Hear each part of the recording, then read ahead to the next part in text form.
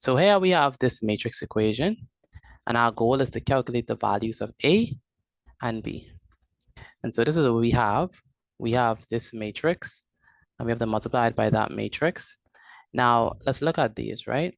So what is the order of this matrix? Well, this matrix, the first one, is a matrix of order 2 by 2, right? And what does that mean? Well, that means that it has 2 rows and 2 columns. So this is one row, this is the next row. So 2 rows, and how many columns? 2 columns. This is 1 row, 1 column rather. This is the next column. So 2 rows and 2 columns. So it is a matrix of order 2 by 2. Now this matrix is of order 2 by 1 because it has 2 rows, 1, 2.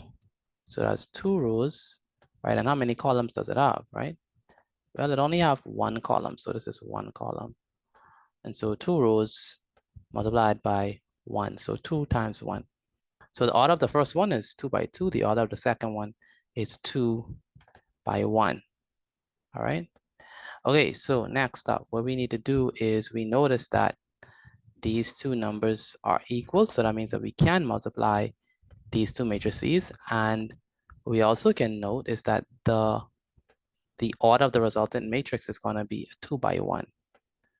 Now, how is that going to look like? What is that going to look like? It's going to look like something like this. It's going to be a matrix that has 2 rows. So 1 row, right? Row 1 and then row 2. So it has 2 rows. And how many columns? Well, it's going to have 2 columns. 1 column. So this is column 1 and we're still in column 1. So it's going to be a 2 by 1 matrix. It has 2 rows, 1 row, and 1 column. All right. And this is going to be the formula we're going to use to multiply these two matrices. Notice that the formula says row 1 multiplied by column 1. So what does that mean? Do I have it right there? Oh, okay, I have it right there, neatly, and definitely in a more neater way than this. Okay, so this is good. So I could erase this right there, and we could always have, if you have it here, right? 2 by 2, 2 by 1. When we combine them, the resultant matrix is going to be a 2 by 1, row 1, column 1, row 2, column 1. So, okay, so let's use this formula. So row 1 multiplied by column 1. Again, row 1 multiplied by column 1. So what we have? We have row 1 multiplied by column 1.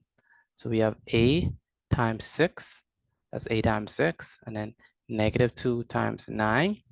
That's negative 2 times negative 9, I should say. And so that's the first one, row 1 multiplied by column 1.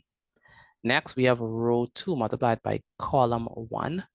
So row 2 multiplied by column 1.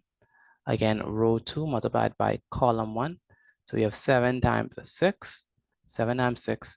And we have 3 times negative 9, 3 times negative 9. Again, row 2, column 1. And so now we have to simplify this matrix. What is A times 6? Well, A times 6 is simply 6A. Negative 2 multiplied by negative 8. I'm sorry, negative 2 multiplied by negative 9 is positive 18. 7 times 6 is 42.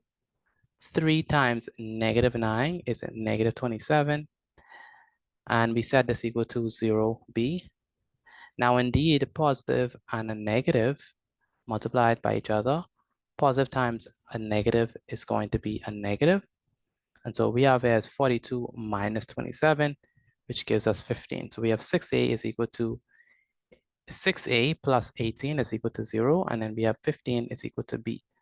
And the reason why we said it is because if two matrices are equal, then their corresponding entries must be equal. And so that means that we have 6a plus 18 is equal to 0. That's what we have here. We have that 15 is equal to b. So b is equal to 15. Let's solve for a. We're going to take 18 and send it over the equal sign. It was positive 18, but when we send it over, it becomes a negative 18. We divide both sides by 6. We cancel this with that until we get that a is equal to negative 18 divided by 6.